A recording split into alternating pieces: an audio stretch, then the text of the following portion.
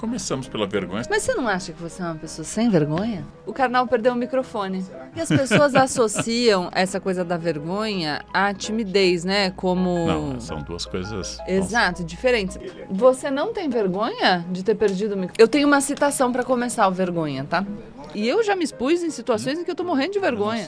Em todo caso, eu tirei antes. Não ouviu o que eu falei? Vocês veem como é? Antes da gente começar esse episódio, vocês estão vendo a realidade. Eu falei sozinha, me ignorou e sem vergonha. O que eu falei? Muitas pessoas não foge. confundem que a timidez é a falta absoluta de vergonha. E que para eu falar em público eu preciso ter vergonha alguma. Eu sou aquariano. Existe algo do que você se envergonha? Muitas coisas. Eu hoje considero que a vergonha é uma das melhores alavancas morais. É isso. Não, pera. Shh. Não adianta. Mas... Tá bom, vinheta. Esse é mais um Platitudes. Com o envergonhado Leandro Carnal. E a desavergonhada Gabriela Prioli. Do que você tem vergonha? Nossa, várias coisas. De um tempo para cá, apesar dos meus esforços, eu tenho vergonha quando eu vejo numa foto que a minha barriga está grande. Eu olho para minha barriga e eu acho tão indecente, tão...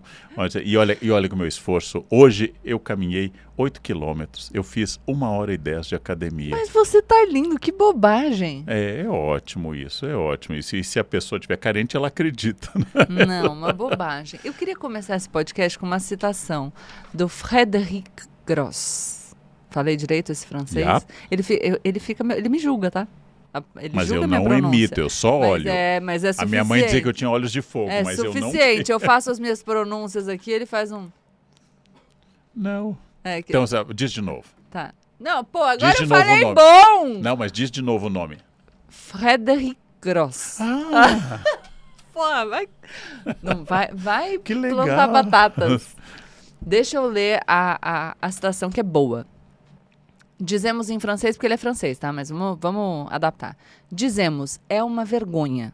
Não dizemos, é uma culpa. A culpa é inseparável de um sossobro pessoal, de um aprofundamento, tá? Cava em mim esse buraco de angústia que chamamos de sujeito. Eu me sinto culpado. Sou eu que teço em mim uma teia de angústia entre mim e mim mesmo, a lâmina gelada de uma navalha. Um conhecido se suicidou, eu revivo os momentos em que não quis vê-lo, em que encurtava a conversa ao telefone. Pois é a vida. Os outros dizem, não, de forma alguma, isso não serve para nada, não se sinta culpado, é uma armadilha. Eu sorrio com dificuldade, seus discursos convincentes não fazem parte desse arrependimento que me angustia. Que vergonha é outra coisa. Uma camada difusa e densa, consistente, um estado objetivo, que não depende de meus afetos nem de qualquer apreciação subjetiva. Ela cai em mim como um bloco. Não importa o que eu pense, é objetivamente vergonhoso. Não se trata de um julgamento pessoal, de si. Minha tristeza, se eu a sinto, é o produto, o efeito, o resultado de uma situação objetivamente vergonhosa. Ou seja, a vergonha é relacional, ela não existe se não existir um outro. É maravilhosa a ideia, porque começa com essa bonita imagem sossobro pessoal, ou seja, um naufrágio, um desastre, um afundamento, sossobrar. E esta é uma questão interessante, porque as duas primeiras citações de vergonha no nosso texto fundacional, que é o Gênesis, é a de Adão e Eva, que só percebem que estão nus depois do pecado, e de Caim, que vai receber uma marca externa para mostrar que ele é culpado. E ele não vai morrer ainda, né? O primeiro homicídio e o primeiro pecado acompanham vergonha, mas de Adão e Eva é uma percepção da vergonha, inclusive corporal, como algo ruim, assim por diante. Mas a vergonha, ela é também um gesto narcísico, porque minha imagem foi arranhada diante de mim e diante dos outros. Eu não fui, por exemplo, o exemplo citado pelo autor, meu amigo se suicidou, eu gostaria de ser a pessoa solidária, presente, afetiva e bastante boa para os outros. Eu não fui. Então eu trago para mim essa vergonha que não está no suicídio do amigo, mas no arranhão da minha imagem. Por isso que certos tipos de humildade são gestos de soberba e certos tipos de devoção ao bem são apenas o orgulho de que eu gostaria de ser perfeito. Em não sendo, eu sinto vergonha. Eu considero, e eu vou dizer que o melhor elemento que eu, que sou uma pessoa muito vaidosa, de controle da vaidade, é a vergonha. Então, ou a vaidade para controlar a vaidade, ou a vergonha para controlar a vaidade. Então, eu não vou fazer isto, porque eu não tenho certeza que o resultado seja tão bom. E se eu não tenho certeza que o resultado vai ser muito bom, eu reprimo a minha vontade de me exibir em algum conhecimento ou habilidade, e como tal, a minha vergonha ou a minha própria vaidade, porque a vergonha e a vaidade dão as mãos, vai fazer com que eu não faça. Eu não queira me exibir demais, especialmente se eu não sinto segurança absoluta. Porque se eu sentisse a segurança absoluta, né, pisaria no mundo. Como nós dizíamos na Unicamp de um colega que não era muito dotado de altura, mas era bastante vaidoso, um colega disse, se ele tivesse 2 metros, pisaria em nós sem culpa.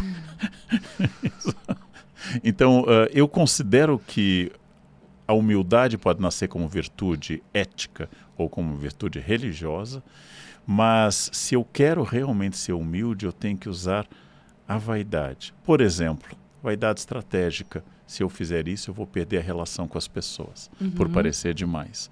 Então é para inverter essa coisa, porque as pessoas dizem, falta vergonha no mundo. Como Gregório de Matos diz sobre o que falta na Bahia, vergonha. Falta vergonha no mundo, mas abunda uma vergonha vaidosa de eu querer ser quem eu não sou, ou eu evitar falar alguma coisa porque eu acho que eu posso ser julgado. O tímido que não consegue falar em público pode ter um medo, uma fobia específica e tem que ser tratado ou tem que trabalhar com isso, ou pode ser alguém muito vaidoso, que sabendo que não é bom, evita falar em público. Porque no campo das possibilidades, da elucubração, cabe tudo, né? Então, eu sempre posso dizer, o Leandro Carnal não fala tão bem, o Leandro Carnal não se posiciona. Eu, no lugar dele, faria muito melhor. Não faço porque XYZ, estabeleço ali as minhas razões, mas no fundo, eu consigo lidar com a exposição e com o eventual julgamento dos outros sobre mim. Então, com essa potencialidade da vergonha, e se eu não for tão bom quanto eu imagino? E se aquilo que eu apresentar for alvo de crítica? Mas eu fiquei pensando aqui enquanto você estava falando, e você fala da vergonha estratégica, dessa vergonha ou da vaidade como limite, controle da sua própria vaidade. Acho que eu partilho disso com você, que é fazer um ótimo trabalho, fazer o melhor que você pode, também para não passar vergonha, né? Então, eu digo sobre a síndrome da impostora, as mulheres falam muito disso, mas pode ser síndrome do impostor, se vocês quiserem, que se ela for produtiva, ela tem um traço positivo. Porque quando você acha que você não é bom bastante, fica com medo de passar vergonha, porque não é bom bastante, ou seja, você está com medo do julgamento dos outros sobre as suas habilidades, se isso não te paralisa, isso pode te fazer melhorar, né? Então, porque eu acho que eu não sou boa o suficiente e corro risco de passar vergonha, eu pedalo. Eu gosto de dizer, não sei se eu já te falei isso, você sabe qual é o líquido que dá mais energia? Não sei. Café? A água. Por? Quando bate na bunda. A água, quando bate na bunda, é infalível. E aí você tem uma apresentação para daqui a uma semana. A audiência é uma audiência que você valoriza, o que faz diferença para você porque tem a ver com uma promoção e tal. E você sente que você não faz jus àquele posto de palestrante, sei lá, ou da pessoa responsável pela apresentação de determinado projeto. E aí, esse medo da vergonha, se funcionar como um incentivo para o aprimoramento, tem um ponto positivo aí. Porque o excesso de vaidade desarrazoado sem o limite da vergonha é delírio completo e... Verdade. E eu gosto de fazer as pessoas inverterem o que elas gostam de pensar, até para dar mais clareza aos conceitos. Exemplo, grande parte da nossa cultura baseada em certa autoajuda você pode ser o que você quiser, você pode fazer o que você quiser, você pode ir até onde você quiser, o limite é dado pelo seu cérebro. Não. Há limites físicos e há limites intelectuais. Há coisas que eu, Leandro, nunca poderei fazer, que até eu gostaria de fazer. Eu não posso, porque tem um limite físico, tem um limite de idade, tem um limite de possibilidade. Então o que eu diria é quando você sentir a síndrome do impostor / impostora, eu não me sinto capaz, olhe no espelho e diga, porque é verdade, você não é capaz, mesmo. Você não tem todas as competências para fazer isto. Agora, a partir dessa realidade, o que você vai fazer? Eu não sou o melhor orador do mundo. Eu não tenho o melhor domínio da língua portuguesa do mundo. Conheço centenas de pessoas que falam e escrevem melhor do que eu. Eu não sou o escritor mais talentoso do mundo. Quando você disser, você não é verdade, você não é capaz, eu não sou capaz. A partir disso, o que é que você vai fazer? Aprimorar suas habilidades para fazer o melhor possível dentro dos seus limites? Então, cuidado, assim, diz, eu não tenho muito autoestima. Às vezes você tem apenas um senso de realidade. Cuidado com isso, porque você pode fazer mais. Então agora, eu, Leandro, não sou o melhor escritor do mundo, obviamente não sou, mas eu posso escrever melhor lendo grandes autores, tendo ideias, me dando tempo para revisão, buscando debate com pessoas inteligentes, posso escrever melhor. E este melhor talvez não me coloque entre os 100 primeiros, mas vai fazer eu melhorar. Então parem essa ideia, se eu quisesse eu faria isso. Não, nós temos limites. Por isso que a vergonha ela é boa se ela vier acompanhada, a verdadeira humildade, o verdadeiro senso crítico vier acompanhado do seguinte, sim, eu não tenho o melhor corpo do mundo, mas eu posso melhorar o meu corpo. Eu, Leandro, estou insatisfeito com o meu corpo, então eu posso melhorá-lo. Ou eu posso ficar dizendo, eu nasci com genética ruim. O que pode ser verdade. O que pode ser verdade. E a partir dessa sua genética ruim, por exemplo, o que você pode fazer dentro deste limite? Dentro deste limite. Eu já morei em apartamentos muito pequenos. Eu já morei em um apartamento que a cozinha era do lado de uma área de serviço em que todo o menu da semana que eu cozinhava, porque não tinha dinheiro para restaurantes, era registrado nas roupas. Então eu sabia, peixe fui na segunda vez, porque eu estendia roupas do lado do fogão. Então eu tinha que fazer um exercício às vezes, tirar toda a roupa ainda úmida, e a roupa nem sempre secava porque não tinha circulação de ar. O melhor que eu podia fazer era às vezes botar a roupa numa cadeira junto ao quarto onde batia sol, retirar quando eu ia cozinhar. Eu tinha que fazer uma ginástica enorme, que quase sempre não dava tão certo, mas era o melhor que eu podia fazer. Ou eu posso dizer, esse apartamento é pequeno, vai ficar fedido a peixe mesmo, toda a minha roupa. Assim, o melhor que você pode fazer dentro daquilo. O que eu vou lutar para ter um lugar, como eu tive um outro apartamento, igualmente pequeno, mas que a circulação na área de serviço era boa de ar, melhorou muito. Melhorou muito. Para parar de pensar o seguinte, você não é perfeito, você é perfectível. Você não chegou lá, você não está feito até o fim, você pode melhorar. Quando lhe disseram, as pessoas não confiam em mim, essa é a função do mundo. Confiar em você sabendo que você é ruim é só sua mãe e seu advogado. Não tem mais outra pessoa no mundo. É só sua mãe e seu advogado. Sabe que você não é bom e te defende mesmo assim. Então eu vou lidar com um mundo que vai me puxar. Então, o que eu posso fazer? Com realidade. Não tenho o melhor corpo do mundo, não sou a pessoa que escreve acima de todos os outros. Consigo falar, sim, eu tenho um treino de 42 anos de sala de aula, é claro que eu consigo falar para um público. Mas é a melhor retórica do mundo? Sem dúvida, não.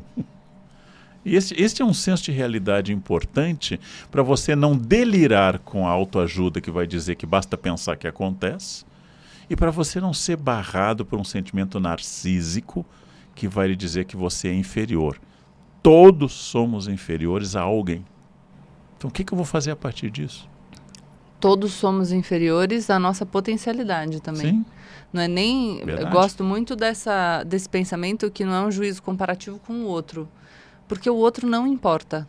A única coisa que importa é a nossa competição com quem nós éramos ontem. Então, o seu aprimoramento e o tanto de orgulho que você tem que ter da sua trajetória não é algo que você possa atribuir quando você se compara com outra pessoa. Isso é impossível. Excelente, excelente lembrança. Quer dizer, mesmo a minha potencialidade tendo limites, ela pode ser expandida enormemente. Então, eu gosto de dizer o seguinte, aos 62 anos, eu não tenho condições de uma medalha olímpica de atletismo. Eu não tenho tempo, eu não tenho genética, eu não tenho idade, tudo isso. Eu não tenho agenda. Posso treinar 12 horas por dia. Eu seria uma pessoa com mais dores, mas não conseguirei. Agora, eu, Leandro, caminhando todos os dias, indo à academia, tendo cuidado de hidratação e alongamento e atividade física, eu vou melhorar muito o meu desempenho, a minha potencialidade, como lembrou a Gabriela. Eu não superarei um atleta olímpico, mas who cares? Eu tenho que superar a mim, porque o meu futuro não é um atleta olímpico. O meu futuro sou eu mesmo. Eu estou condenado a esta prisão permanente chamada Leandro Carnal. Eu nunca serei libertado dela. Quando eu for libertado, não terei mais consciência. Então, os grandes nomes estão muito à frente. Quando eu leio uma obra de literatura fundamental, eu estabeleço ali uma qualidade. Quando eu escuto uma música fundamental, eu escuto uma qualidade que eu não vou alcançar. Eu não vou alcançar isso, mas eu posso melhorar a minha. Não? Eu não estou me comparando a Leonardo da Vinci, eu estou me comparando a Leandro Carnal. O Leandro Carnal pode melhorar muita coisa. Não sou Einstein, não sou Clarice Lispector, não sou Machado de Assis, mas eu posso melhorar muita coisa. É isso que eu acredito. Você pode ser tudo nem forçando, mas nem forçando eu posso ser tudo. Mas eu posso ser mais do que eu sou hoje. Hoje eu sou mais do que eu era há 20 anos, em quase todos os aspectos, menos colágeno e tempo, mas em quase todos os aspectos eu sou melhor. Eu decidi o ano passado aprender a nadar, porque eu nadava, mas não nadava. Eu decidi melhorar a caligrafia, porque eu escrevia há décadas, mas a letra era muito feia. E eu posso melhorar muitas coisas, muitas, dentro dos meus, mas sou competidor de uma boa competição comigo mesmo. Então, a vergonha também tem que ser uma medida de perspectiva com quem eu era e com quem eu posso me tornar. Que vergonha, diziam os filósofos gregos, tanto Sócrates quanto Platão, que vergonha um homem morrer, homem e mulher, mas eles pensavam em homem, mas que vergonha um homem morrer sem descobrir a potencialidade do seu corpo. O que ele pode fazer quanto à resistência, quanto ao que vergonha morrer sem explorar o que você, a única coisa que você tem é o seu corpo, o seu espírito. Que vergonha morrer sem saber disto, né? Que vergonha fazer. Então, este autoaperfeiçoamento, esse caráter de uma vida como autocuidado, diz Foucault, essa capacidade grega de pensar a existência como algo que eu posso elaborar melhor, eu teria muita vergonha, usando a parábola bíblica dos talentos, de entregar no final à terra, ateus, ou a Deus, religiosos, o mesmo que eu recebi ou menos. Porque na parábola dos talentos vem essa história. Se eu te dei esses talentos para você multiplicá-los, para investir. Pode ter a ideia de que esses talentos vêm de Deus, ou vêm da genética, da loteria genética, do acidente do cosmos, mas eu quero entregar mais. Porque isto me torna melhor. Que alegria, a Gabriela deve ter sentido isso com vários autores. Que alegria ler no primeiro ano da graduação um livro difícil, Os Donos do Poder, e sofrer horrores com esse livro, porque o Raimundo escreve muito difícil, faz muitas citações, é erudito, cita em alemão, é muito difícil. E hoje eu leio um livro como esse como um gibi. Mas não é porque... É porque Exibido. Tem dezenas de horas de estudo que fizeram isto, né? Que vergonha eu teria se aos 62 anos, eu entrei na faculdade com 17, eu lesse como eu lia com 17. Que vergonha seria isso, né? E eu sei que eu já falei da comparação com os outros, mas quando você deu exemplos concretos, eu fiquei pensando que, sim, você lê Clarice e provavelmente eu nunca vou escrever como Clarice, nunca vou pensar como Clarice. Mas isso não significa que em todas as características você esteja aquém de Clarice, você seja menos. Então, as pessoas são complexas e a gente entra em contato com um pedaço do outro. É injusto comparar a nossa trajetória com a trajetória do outro e sentir vergonha de nós mesmos, não só porque as trajetórias são distintas, mas porque aquilo que a gente conhece do outro é apenas um pedaço e da nossa existência a gente tem a consciência completa. E eu digo isso porque você falou uma coisa muito legal, essa vergonha de permanecer estacionado, citando a parábola dos talentos. Então, você precisa trabalhar o que lhe foi dado, você precisa multiplicar o que lhe foi dado. Eu gosto de pensar a vergonha como um instrumento a serviço da mediocridade e do status quo. No sentido mais negativo de status quo, do que temos hoje, da não evolução. Porque essa vergonha que paralisa, então eu não vejo uma pessoa que é muito boa, não me sinto tão capaz, então me paraliso e não faço nada porque nesse nível eu não consigo chegar. Quando na verdade deveria ser, ainda que você não chegue nesse nível, o que você pode atingir de melhor? Quais são os seus pontos fortes? Em que áreas você deve investir que muito provavelmente você conseguiria um avanço mais significativo? E a vergonha como instrumento da mediocridade, pensando na estigmatização daquilo que destoa. Se você pensa uma pessoa que entra num ambiente e chama muito atenção, ai, que vergonha, tá todo mundo me olhando. A gente fala, ai, que vergonha, tá todo mundo me olhando. A gente tende a olhar de forma ressabiada a pessoa que quer ser o centro das atenções, mas se você tem algo a dizer para o mundo, e esse algo a dizer é fruto de esforço e de dedicação, você precisa se fazer o centro das atenções, senão você não atinge tantos ouvidos quanto você poderia atingir se o seu objetivo for difundir uma ideia ou incentivar uma prática ou um posicionamento. Então, eu falo da vergonha como instrumento da mediocridade também porque, se permanecermos todos envergonhados, se ninguém se coloca, se ninguém topa destoar, se ninguém admite ser uma voz dissidente e eventualmente ser apontado, não tem confronto, não tem evolução, não tem caminhada. Então fica todo mundo fechado no seu quadrado, ninguém se expõe, todo mundo segue a norma, ninguém se diferencia e aí não tem vergonha. Porque se a vergonha, como a gente falou no começo, é relacional e tem essa característica de objetividade, então é algo que eu sinto a partir da minha relação com o outro me faz sentir vergonha. Não é a culpa você sente sozinho, na solidão. Eu me sinto culpado pensando aqui com os meus botões sobre uma atitude minha. A vergonha não, a vergonha precisa de um outro. Ela pode sim ser um instrumento muito negativo de um estacionar na mediocridade. Porque eu percebo muito isso. Assim, eu tenho uma ideia que eu gostaria de expor. Mas eu fico com vergonha. Eu quero fazer tal. Redes sociais, tá? As pessoas me dizem, poxa, eu adoraria fazer um conteúdo nas redes sociais, mas eu fico com vergonha. E o que eu fico pensando ainda que ele não comece bom, né? Porque o seu conteúdo, ele era tão bom no passado quanto ele é hoje, quanto você acha que ele é bom. Eu espero que o meu conteúdo de hoje, eu olhe daqui a 5 anos e fale, nossa, podia ser muito melhor. Que mundo é esse que não incentiva as pessoas a se colocarem? Né, que cria essa ilusão de que para você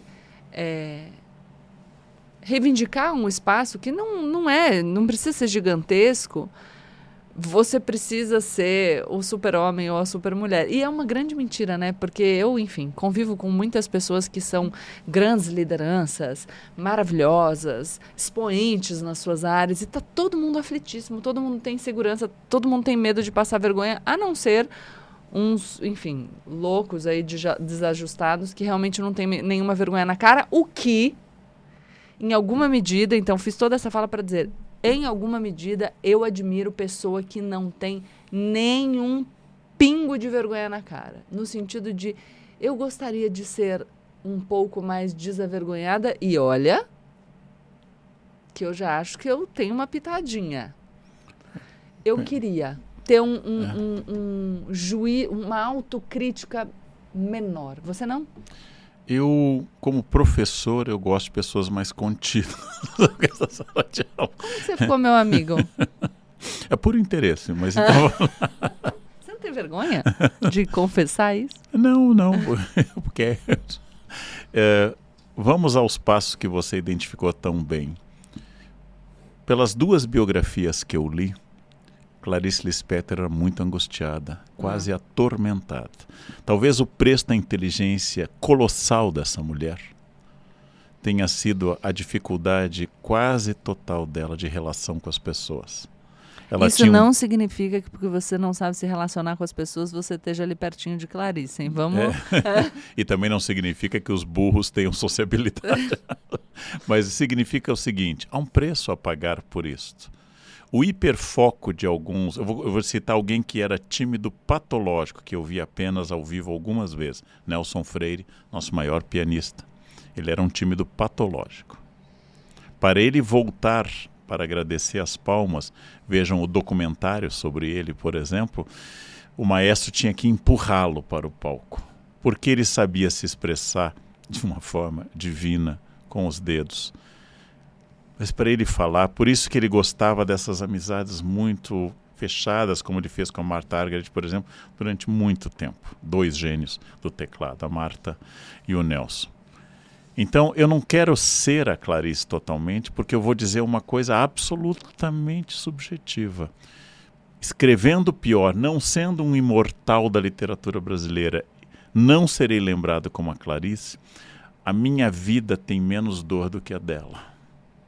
Eu acho, pelas biografias que eu li. Talvez se ela lesse a minha biografia, ela também diria isso.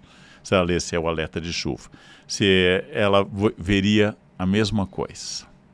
Ora, segundo dado importante, por vezes, o esforço de disfarçar o que me causa vergonha aumenta o foco naquilo. Então, a pessoa tem um vocabulário simples, isso não é um defeito. E ela quer falar difícil. Às vezes eu encontro pessoas, gente, que querem utilizar voz quando estão falando comigo. O voz pressupõe um treino que nós perdemos, não? Nós perdemos. Eu sei usar voz escrevendo. Nós, voz, eles. Mas se eu tiver que usar formalmente, eu perdi esse treino. E este treino a usar voz, eu já fiz essa experiência várias vezes, causa um desastre gigantesco. Eu estava aqui pensando se eu saberia falar alguma coisa usando voz, aí eu tive que fazer. Eu sei, tu sabes. Pois é. Então, eu vou contar um pequeno caos, porque vocês gostam de analisar o conceito do nosso espaço aqui aplicado. O meu segundo espaço de moradia em São Paulo foi um pequeníssimo apartamento na rua Teodoro Sampaio, de 1 quarto e sala, com banheiro e a famosa cozinha anexada ao tanque que registrava tudo. Mal sabia eu que em Paris o apartamento seria metade daquele, com chuveiro em cima do vaso sanitário. Mas então vamos é por lá. Isso. Por isso. O perfume francês. Eu fui dar o primeiro jantar na minha casa, queijos e vinhos, na verdade. Convidei colegas da pós-graduação. O apartamento não tinha sido dedetizado. E havia no apartamento aquelas pequenas baratas. Eu não tenho problema com barata, não tenho nenhuma fobia com barata. Mas é desagradável durante o jantar o trânsito das baratas. O que eu fiz? No final da tarde, comprei um inseticida. Eu tinha livros cobrindo a parede inteira num armário que eu próprio havia construído, falta de verbo, né? E enchi atrás dos livros de inseticida, e elas começaram atrás e no quarto. Falta de experiência. Começaram os queijos e vinhos, os meus colegas pós-graduandos da USP chegaram e, de repente, foi o desfile das campeãs, porque as baratas vieram em revoadas. As baratas eram voadoras? Eram voadoras de todas as espécies. E se você matasse uma, ao velório compareciam dezenas. Foi um desastre absoluto. E tudo por quê? Eu queria disfarçar o fato óbvio que aquele apartamento que eu acabara de ocupar não tinha sido dedetizado. Não sei se teria verbo para dedetização, mas eu decidi disfarçar. E na minha ignorância, isso tinha que ser feito 2 dias antes, o inseticida. Eu acabei ressaltando isto. Então, é muito importante que eu saiba que a vontade de fazer uma cenografia que não pertence àquele lugar em essência causa, em geral, o efeito contrário. Então, a pessoa que quer impressionar usando voz é a pessoa como eu, que quer impressionar mostrando um apartamento mais asséptico. Naquele apartamento, tanto faz se eu dedetizasse ou não, porque O problema não estava exatamente nisso. Então, cuidado com a vergonha que acaba trazendo luz e holofote. É como a pessoa que decide, eu não julgo isto, não é um problema, mas a pessoa que decide disfarçar sua careca botando uma peruca. Isto causa, e não é um problema você usar peruca, você é livre para usar peruca, não tem problema nenhum, mas saiba que se o objetivo é disfarçar, a peruca masculina em geral vai causar um foco e uma hipnose. Eu fico olhando para o homem de peruca, eu tenho medo que aquilo salte. Eu converso com uma pessoa de peruca olhando para ela.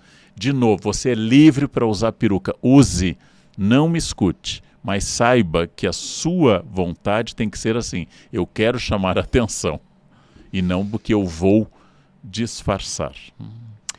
Eu fui anotando um monte de coisa. E eu tenho várias coisas para falar, então vou começar por uma que é essa história que você falou do apartamento. Isso está muito ligado também a uma vergonha de uma convicção super nociva, mas comum no mundo que a gente vive, que é essa vergonha associada a uma condição material mais precária. Uhum. As pessoas têm vergonha da pobreza. Enquanto eu pensava nisso, eu lembrei do Michael Sandel, professor de Harvard, que escreveu Justiça, um livro que muita gente conhece, escreveu também A Tirania do Mérito, e em como ele fala que um dos problemas dessa convicção meritocrática é o fato de que os vencedores acreditam que eles são os responsáveis pela sua vitória em termos absolutos. Então aqui não é que as pessoas que conquistam coisas não sejam em alguma medida responsáveis, mas existe uma distribuição de bens e privilégios, e inclusive de inteligência, pelo puro acaso, que não são mérito de ninguém. Mas, enfim, os vencedores, aspas, se sentem responsáveis pelo seu sucesso, e o inverso disso é que os perdedores se sentirão responsáveis pelo seu fracasso. Uhum. E, portanto, a sua condição material mais precária, ou a sua pobreza, nessa sociedade que absolutiza a meritocracia, é uma falha sua, uma falha pessoal sua. E, portanto, a gente engole essa convicção, a gente engole essa lógica e a gente tem vergonha da nossa pobreza.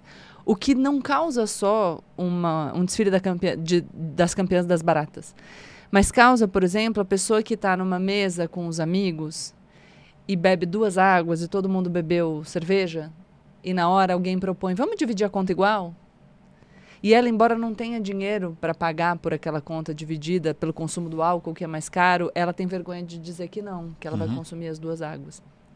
É a pessoa que quer disfarçar a sua condição material e acaba se endividando para comprar as roupas, para comprar o carro.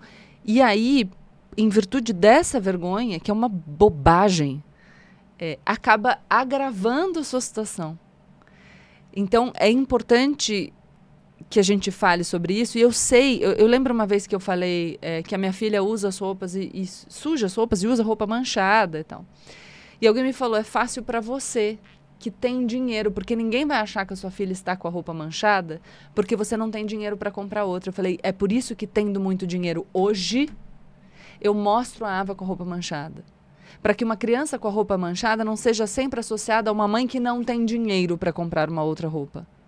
Porque eu vim de uma situação financeira muito mais precária e eu me lembro que quando eu só podia comprar em lojas mais baratas, ou só podia usar roupas doadas, ou só podia comprar no brechó, eu tinha vergonha de falar sobre isso.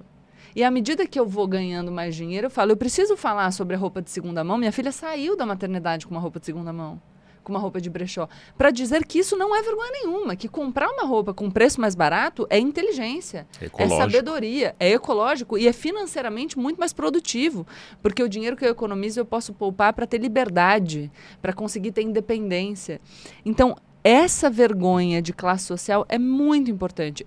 Eu me lembro de uma moça que trabalhava comigo e é algo que me pega pessoalmente. E ela é dedicadíssima, uma história de superação, a mãe de uma origem muito simples, ela vai para São Paulo morar sozinha, um apartamento parecido com o seu, o menor aluguel possível, e ela depende do salário no escritório para pagar esse aluguel, e o nosso vale-refeição né, dava conta, eu já era sócia, mas dos mais novos, dava conta de pagar por 30 dias de refeição, ou 20 e tantos, né, contando os dias úteis, não, nos restaurantes mais caros. E eu me lembro uma vez de estar no hall do elevador e os meninos, as meninas ali meio combinando de almoçar num lugar que ela não poderia pagar, que ia comprometer a divisão do dinheiro do almoço pelo resto do mês. E ela fala, mas poxa, e se a gente fosse em outro lugar? É visível que ela está constrangida, que ela não quer dizer, eu não tenho dinheiro para pagar esse restaurante. Para mim, aquela postura era óbvia, talvez eu tenha suposto equivocadamente que era óbvia para os demais, mas para mim era. E as pessoas fingem que não escutam, não se sensibilizam com aquilo. E aquela situação para mim foi de uma violência. E eu naquele momento falei, não, fulana, você vai almoçar comigo. E a partir de agora você vai sempre almoçar comigo. E ela começa a almoçar com os sócios e aí os outros estagiários ficam revoltados porque ela só almoçava com sócios e eles queriam ter essa oportunidade. Mas eu acho muito importante que as pessoas que vieram de uma origem mais humilde e percebem pessoas constrangidas por esse envergonhamento financeiro. E as pessoas fazem isso.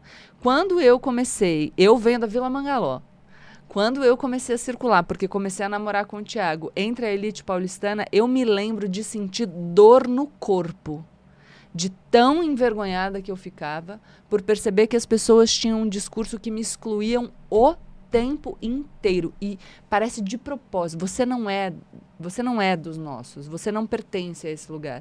E hoje em dia, quando eu estou nos espaços de pessoas que têm muito dinheiro, eu faço questão de o tempo inteiro falar, eu venho da Vila Mangaló, esse é o lugar que eu venho, minha vida era assim, o que a gente faz é isso.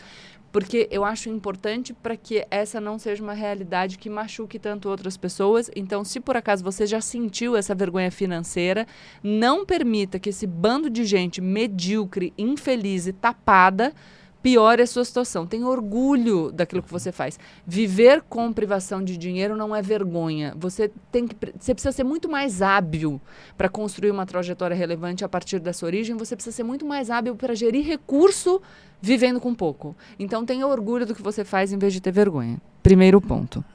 Importante isso. Eu acrescentaria que, sem dúvida, você não precisa ter vergonha de quem você é.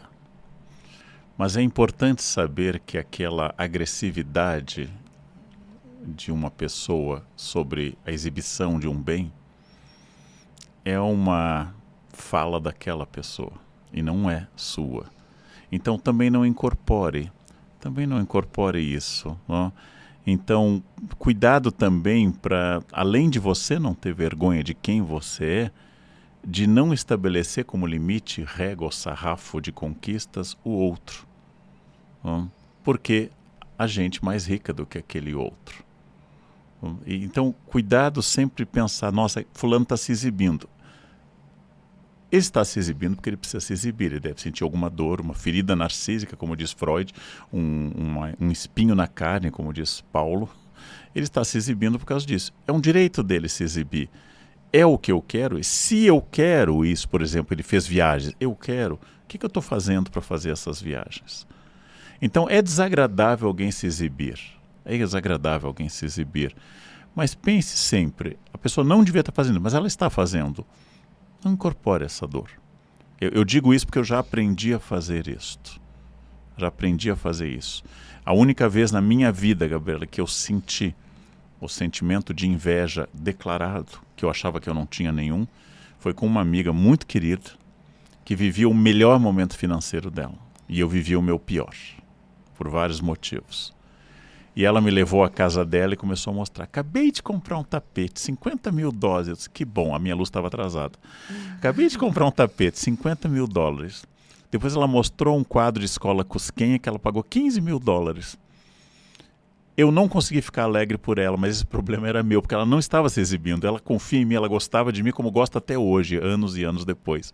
E eu tenho vergonha disso, porque eu devia ter ficado alegre por ela. Ou ter dito assim, nossa, que bom que você pode comprar um quadro de 10 mil dólares. A minha luz está atrasada.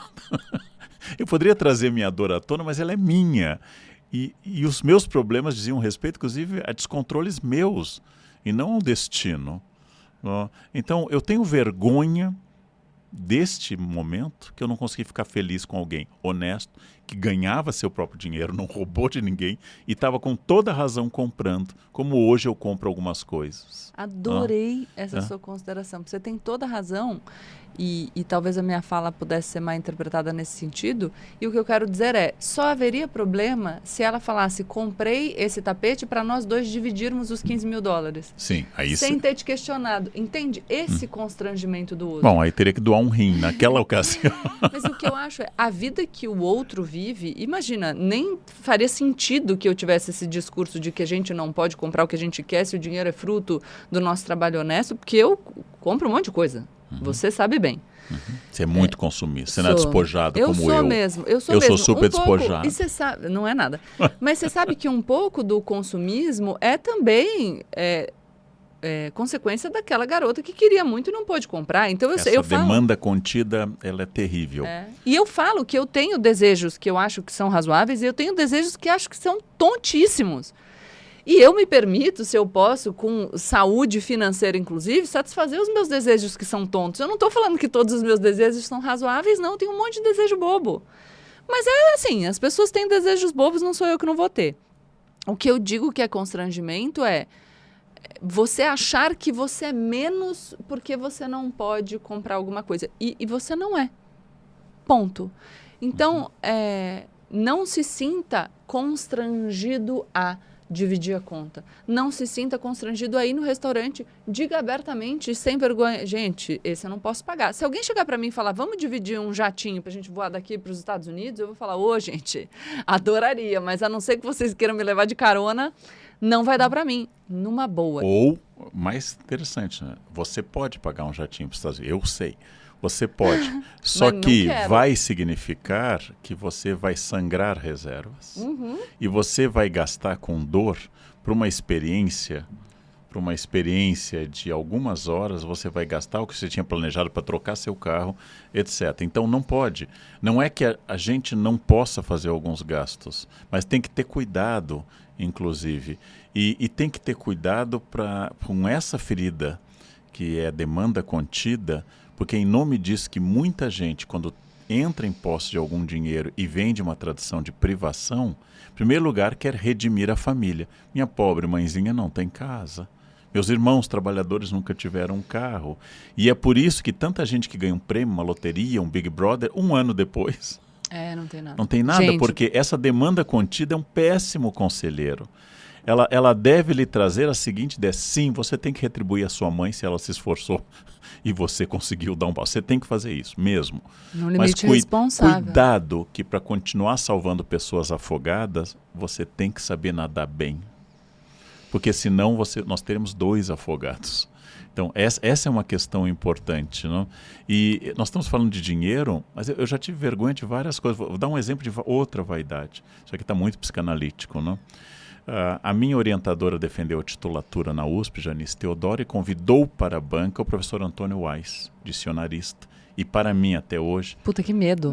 O homem que melhor falava a língua portuguesa. Ele já é falecido. Diplomata, ele veio para São Paulo. Ele foi à festa e eu o encontrei. Também jantamos juntos num restaurante de São Paulo. Eu tenho muita vaidade com o emprego da língua. Eu venho de um lugar onde isso era uma grande questão na minha casa, por causa do meu pai. Eu vou falar com Antônio Weiss, que fala melhor do que eu escrever um dicionário. Eu fui treinando na cozinha, eu que ajudava a Janice como escansão, como garçom. Eu fui treinando na cozinha, eu vou oferecer vinho para Antônio Weiss. Eu vou usar a frase, o senhor aceita branco ou tinto? Aí eu perguntei para um colega pós-graduando, tem possibilidade de erro nessa frase? O senhor aceita vinho branco ou tinto? Tem vírgula, eu tenho que fazer uma pausa. Então eu treinei, o senhor aceita branco ou tinto? Não pode ter erro, é impossível. Branco ou tinto? O Antônio Weiss me disse, depende do tinto. Pronto, matou. Aí nós fomos jantar em um restaurante. Aí você teve um colapso, eu tive desmaiou. Um colapso, eu não conseguia falar. Aí nós fomos jantar em um restaurante, eu fiquei em silêncio. Foi muito bom, primeiro porque eu falo pelos cotovelos. Então foi bom porque eu tive a chance, antes que ele morresse, de ouvir Antônio Weiss falando muito. Falando coisas, inclusive, que na época me chocaram e hoje eu concordo. Ele tinha mais de 80 anos e disse, entre descobrir um autor novo e reler Shakespeare, eu prefiro reler Shakespeare, porque eu não tenho tempo para descobrir gente nova. Mas que horror! Eu pensei que horror, mas eu tinha 27 anos. Hoje, aos 62, eu tô com você, Antônio. Tô com você, tá certo? Tô com você. É uma forma pouco opada. Eu estou com você. Permitida na oralidade, até porque o Antônio vai surgindo aqui. Eu compartilho dessa ideia de que eu não quero experimentar muita gente nova. Eu quero prazer literário. Que graça ter entrado na sua vida, né, recentemente. Pô, obrigada. Então, essas questões são assim, vergonhas econômicas nós tratamos, vergonhas do meu super... O que está... Ao invés de eu ter sentado do lado e dito, eu sou uma pessoa de 27 anos, que dou aula no ensino médio, sou doutorando, eu não domino 10% do que ele domina. Vou lá conversar e ele sabe que eu sei menos do que ele. Para que fingir? Para que fingir? Ele sabe que eu sou menos do que ele. Ele não está nem aí, ele não está nem aí. Mas olha como é a vaidade, né? Ele não está nem aí. Não tá nem aí. Você acha que se cometesse um erro, ele ia falar que rufem os tambores. Eu também não vou gritar menos coisa fazem anos que eu também não vou fazer isso, mas assim... A vaidade paralisa e a vaidade impediu que essa experiência de ter saído para jantar com Antônio Weiss e ter estado em uma festa no apartamento da Janice com ele, eu aproveitasse mais. Então, hoje eu sei, quando eu encontro com alguém que sabe muito mais, tive um almoço com Jean Delimont, um dos maiores historiadores franceses, eu com toda alegria fico quieto e faço perguntas. Porque eu tenho muito mais... perguntas boas, né? Perguntas boas. Você tem vergonha de fazer pergunta ruim? Não, eu faço muitas perguntas. Tudo bem que eu estudo a obra dele antes do nosso. E eu estava, no caso, discutindo com ele a história do paraíso. E este gesto hoje é a capacidade que eu sei, que eu não falo tudo certo, que eu tenho deficiências, tenho problema. Hoje é muito mais fácil para eu saber essas coisas do que era há 30, 40 anos. Então... Além da vergonha financeira, que eu já tive várias vezes, além da vergonha de superego, de conhecimento, eu acho que a grande questão dessa vergonha paralisante é você deixar de viver coisas. Né? Eu gosto muito da frase, o não eu já tenho, vou atrás da humilhação. Então... É maravilhosa! Porque passa... Você falou também sobre quando você tenta disfarçar alguma coisa, o medo da vergonha, você jogar um holofote na característica. Defendendo que os de perucas é plausível. Aliás, você faz o que você quiser, né? Mas eu gosto, como estratégia de comunicação, de pensar sempre que se você tem, sei lá, você vai se expor, você tem a sua trajetória, você tem algo que você tem muito medo que as pessoas descubram e divulguem. No geral, é melhor você contar. Porque aí você controla a narrativa. Sim. E se você fica com tanto medo, aquilo vai te consumir de um jeito que vai ter impactos muito mais significativos na sua caminhada do que se você, jogasse a bomba, lida com o efeito e vambora, entendeu? É claro que a gente precisaria fazer um juízo individual do que aconteceu, de qual é o motivo dessa vergonha.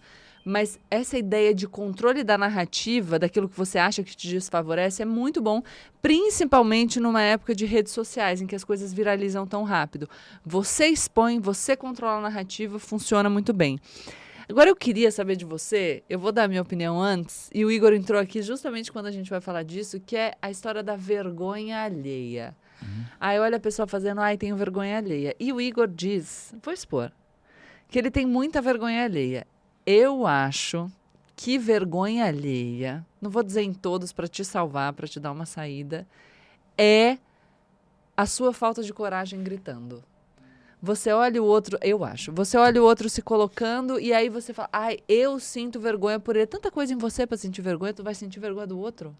Deixa o outro fazer o que ele quiser. Esse seria o caminho estoico, né? Okay. Você é o espírito que você não faz parte do podcast. Para de se defender, ninguém te deu essa chance. O espírito estoico é você tem um mundo a transformar em você. Então, quando você tiver atingido a perfeição interna, você então ganha o direito a dar opinião nos outros. Mas se você fica falando sobre o outro, né, você se tira do foco. Então... Eu não sei exatamente, Gabriela, o que é a expressão vergonha alheia. Eu suponho que assim... Eu tenho vergonha do que o outro fez, vergonha alheia, mas eu tenho vergonha por ele estar na situação. Eu não sei se tem solidariedade ou um sentimento. Eu não sei exatamente o que é a expressão. Não tem solidariedade. No uso corrente é assim. Vou dar um exemplo. Uma pessoa tem 10 seguidores na rede social e ela faz um vlog dos seus dias. E eu já ouvi muito isso. Nossa, gente, que vergonha alheia. Não significa que eu não pense, puxa vida, acho que se eu tivesse 10 seguidores, eu não teria coragem de me expor fazendo um vlog como se muita gente estivesse interessada em me ver. Mas isso significa que eu acho que isso é uma falha minha e não do outro. Se o outro acha que o que ele tem para mostrar, o que ele tem para falar é relevante, quem diz que só porque eu tenho milhões de seguidores o que eu falo é mais relevante? Isso não é a medida. Se ele acha que ele tem que falar, eu acho que ele tem mesmo que falar. E fazer. E a questão é, ninguém começa vencendo. Você precisa começar com pouco. Eu, pelo menos, vejo... Muitas vezes eu estava com amigos, a gente está andando assim pelas ruas de São Paulo, e você vê meninas com como chama? Provador móvel, trocando de roupa para tirar foto na rua, em paisagens bonitas e postar nas redes sociais, né? Porque sabe que tem as blogueiras e tal, e que esse hoje é um desejo de muita gente. E aí eu ouço meus amigos falando, nossa, que vergonha alheia. Eu falo, porque ela está tentando? Isso eu não teria nunca, mas eu lhe faço agora uma consulta. Vamos vai lá. Me constranger, olha lá. Podcast, consulta de sabedoria. Pergunta do tio Karnal. Um jovem adolescente, muito jovem, 13 anos de idade, me enviou um livro que ele escreveu. Tá. Sobre um tema histórico. Não darei o título, porque não deve haver 2 seres humanos de 13 anos que escreveram sobre o título. Mudei também 1 ano da idade. Ele me manda o título. E eu penso, por que alguém tão jovem escreve um livro sobre um tema histórico denso? Uhum. O livro é muito ruim. Tá. Muito ruim. Ele pede a minha opinião. Se eu disser excelente, não, acho que você não tem que dizer excelente. Nossa, que coisa, você com essa idade já escrevendo um livro sobre um tema tão complexo, aparentemente eu estou dizendo que ele tem uma capacidade que ele não demonstrou. Se eu disser, meu filho, cai na real, isso aqui foi um desperdício de tempo e de dinheiro. Você não vai acrescentar nenhuma linha de conhecimento sobre isso. Adorei consultar. Então, o que você diria a este jovem vocativo? Ó, Gabriela. Diria que está ruim. Diria que precisa de muito. Diria que é um tema denso. Diria que talvez que provavelmente ele não está pronto para endereçar aquilo, mas jamais diria que aquilo foi uma perda de tempo.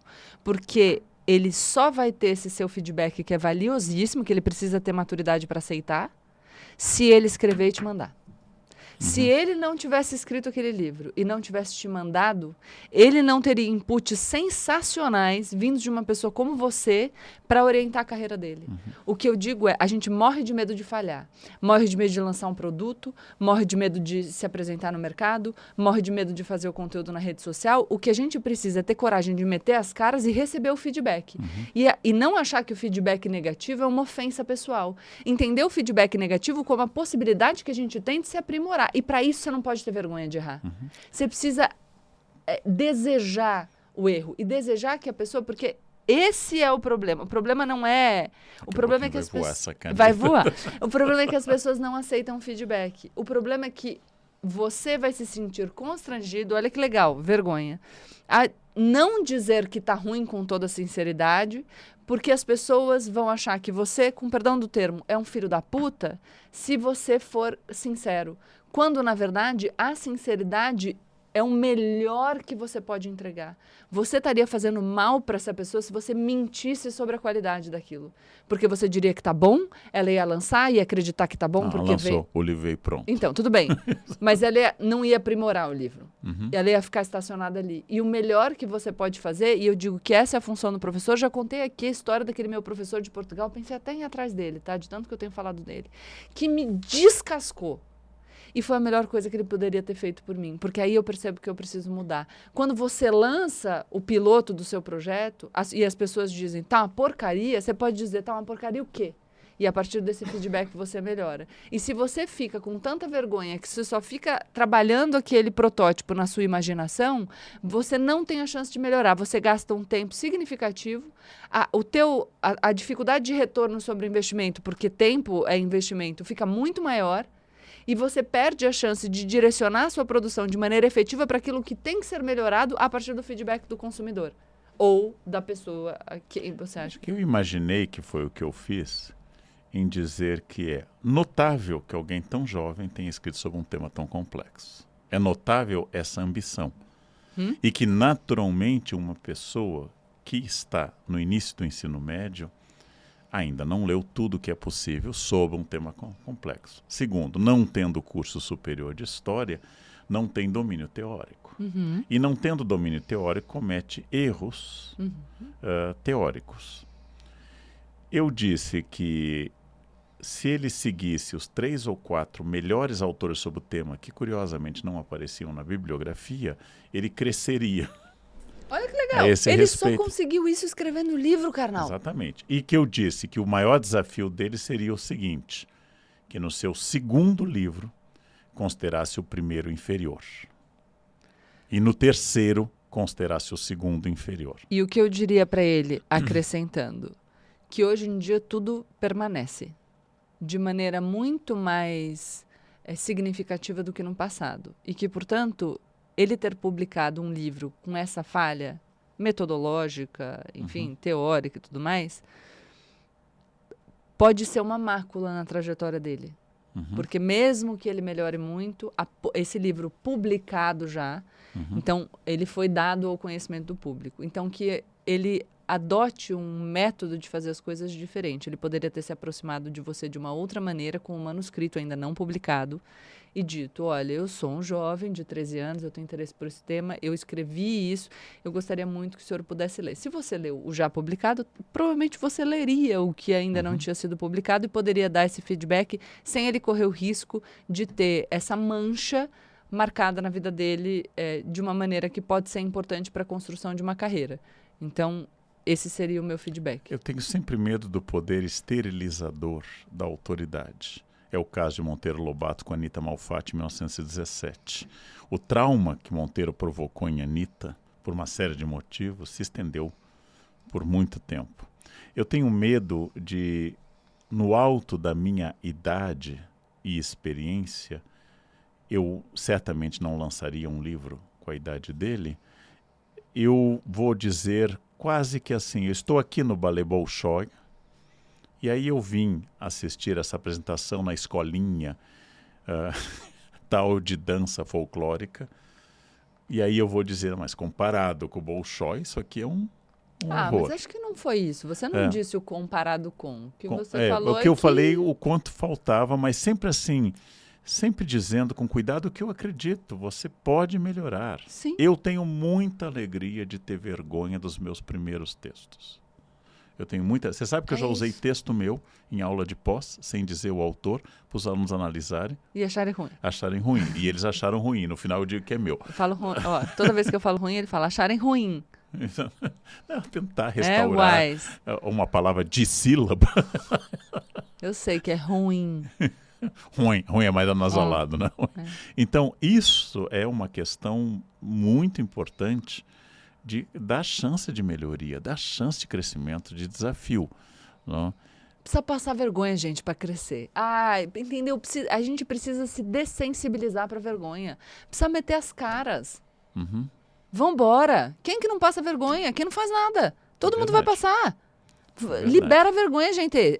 Vamos viver a vida. E outra, eu falo que são as crenças contraditórias. Você tem que se considerar absolutamente relevante, capaz de mudar o mundo e absolutamente insignificante. E, de fato, quando você se coloca na vida, você pode construir muita coisa, pode mudar o mundo, pode transformar a sua existência. E, ao mesmo tempo, se você morrer hoje, o mundo continua girando amanhã. Então, somos absolutamente relevantes e absolutamente irrelevantes, é isso? Ao mesmo tempo. Qual a sua vergonha? A minha vergonha... assim, íntima? Não vou. Que possa ser dita num podcast.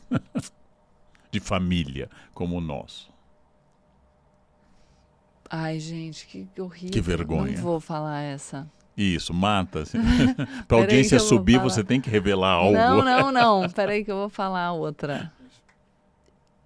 Eu tenho muita vergonha.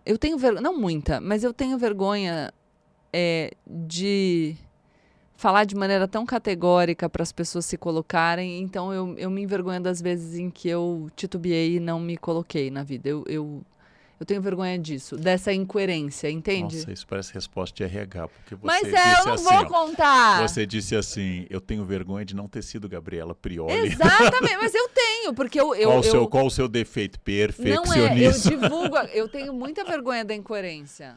Incoerência, sim, mas agora você... E você tem vergonha do quê? Uma vergonhona. Vai, Eu falei bonzão. desde o bonzão. Pegamos no Não, pé você de falou Gabriela. vergonha do passado. Não, eu falei de vergonha até da barriga atual. Ah, vergonha da barriga? Vai Não. que... Eu melhorei. Mas eu tenho vergonha, eu tenho 2 celulites na bunda. Não, tenho mais. Mas é que tem 2 que elas são significativas. Mas eu já falei com a minha médica, ela disse que tem uma coisa que pode melhorar. Pô, Base. agora todo mundo vai ficar olhando pra Base. celulite da minha bunda, entendeu? Base. Uma coisa que melhora Não é base. É um procedimento. Mas você entendeu? Todo mundo... Depois que eu falei aqui do meu joelho, que a gente falou da pressão estética, todo mundo fica falando do meu joelho. Tem um livro da Agatha Christie, Gato Entre Pombos, um gato entre pombos que faça isso. Mas não tem outra pergunta? Não, é isso. Então tá bom. Então, Vamos cortar essa história da minha bunda com celular. A gente não precisa desse não, grau. Nelson é o senhor Não, do pode corte. deixar, tudo bem. Este foi um vergonhoso episódio de Platitudes com Leandro envergonhado. E Gabriela desavergonhada. A não ser em relação às celulites da bunda.